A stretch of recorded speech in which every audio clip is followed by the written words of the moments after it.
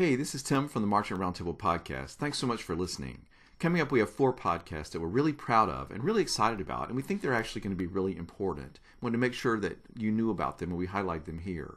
The first is a 2-part podcast with DCI Artistic Director Michael Cesario and the head judge administrator for DCI, John Phillips. We wanted to ask them about some of the questions that everybody had been talking about after DCI this summer. A lot of questions about scoring.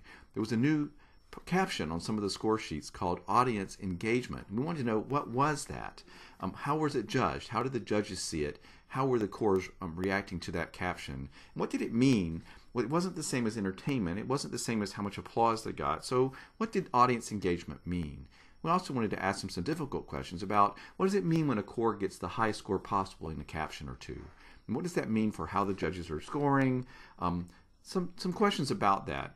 Audience engagement, score sheets, the new score sheets, how that all worked.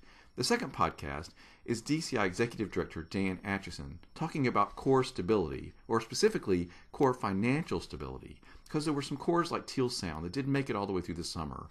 And of course, we had talked with Courtney Thompson on our DCI Before and After New Marchers podcast about her experience being in Teal Sound when the core ended the season.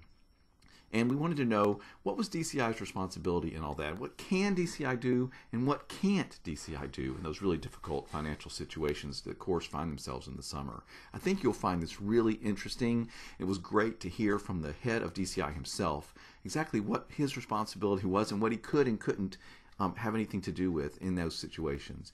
And then finally, we're really excited to talk with Scott Chandler, one of the brilliant minds behind the Blue Devils, because he was one of the people responsible for creating and filming, and he was there when that whole sequence was created for Color Guard on 2 different episodes of GLEE.